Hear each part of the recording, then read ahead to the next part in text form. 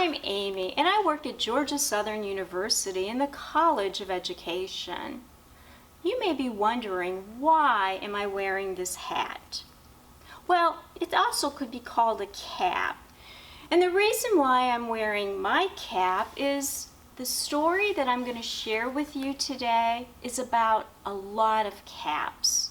And in the story, there is a man who sells the caps. Now, he's not called a salesperson or a clerk. He's called a peddler. And he doesn't work inside in a store. In fact, he works outdoors. He goes all around the town trying to sell his caps. But one day, he can't sell any caps.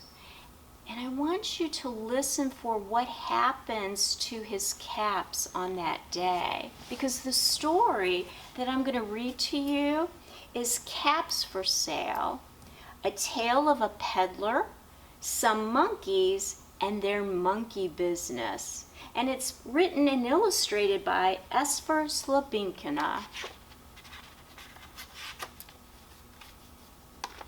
Once there was a peddler who sold caps, but he was not like an ordinary peddler carrying his wares on his back. No, he carried them on top of his head. First, he had on his own checkered cap, then a bunch of gray caps, then a bunch of brown caps, then a bunch of blue caps, and on the very top, a bunch of red caps. He walked up and down streets, holding himself very straight so as not to upset his caps. And as he went along, he called, "Caps, caps for sale, 50 cents a cap." One morning, he couldn't sell any caps. He walked up the street and he walked down the street calling, "Caps, caps for sale, 50 cents a cap." But nobody wanted any caps that morning. Nobody wanted even a red cap. He began to feel very hungry, but he had no money for lunch. "I think I'll go for a walk in the country," he said, and he walked out of town, slowly, slowly, so as not to upset his caps.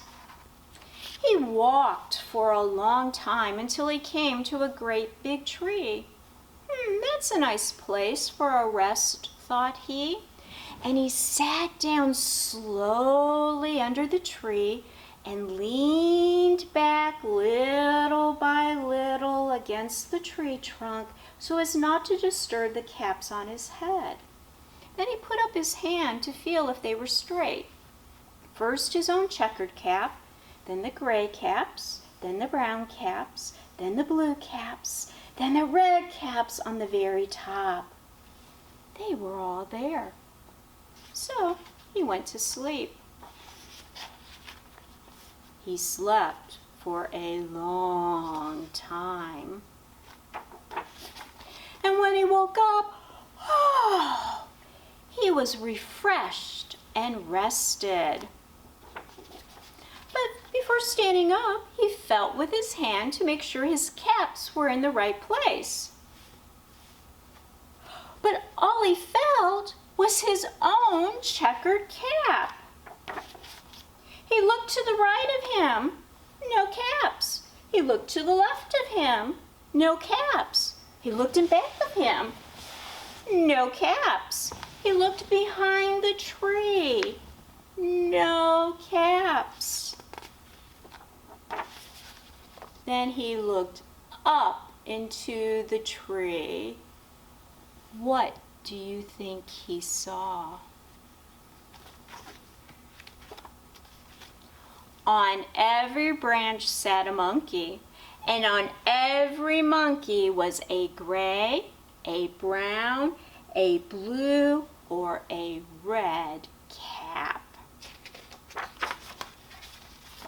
Well, the peddler looked at the monkeys.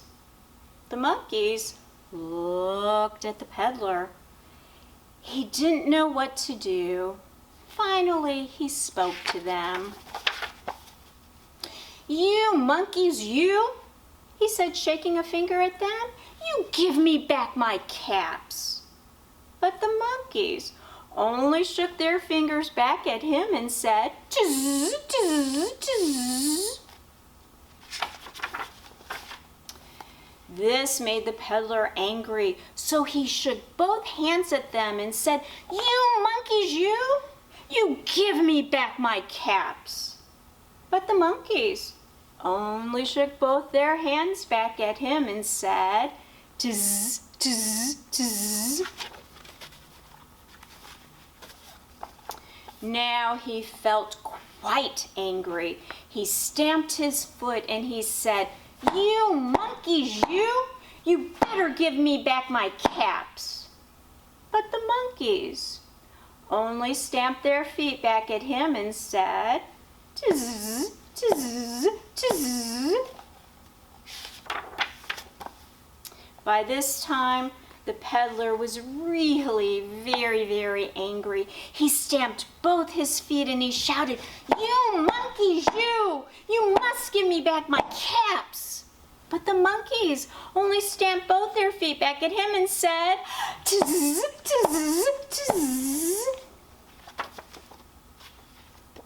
At last, he became so angry that he pulled off his own cap, threw it on the ground, and began to walk away.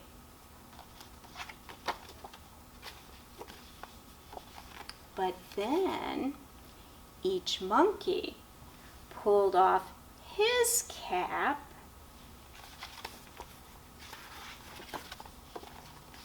and all the gray caps and all the brown caps and all the blue caps and all the red caps came flying down out of the tree. So the peddler picked up his caps and put them back on his head. First, his own checkered cap, then the gray caps, then the brown caps, then the blue caps, and then the red caps on the very top. And slowly, slowly, he walked back to town calling, "Caps, caps for sale, 50 cents a cap." The end. So, what happened to the peddler? He did. He lost his caps. And where did he lose them? Up in the tree to all those monkeys. How did he get them back? Oh, we got them back when the monkeys all threw the caps onto the ground. Why did they do that? Because the peddler did. And everything the peddler did, the monkeys did. That was the monkey business in today's story. Caps for Sale by Esphyr Slobodkina.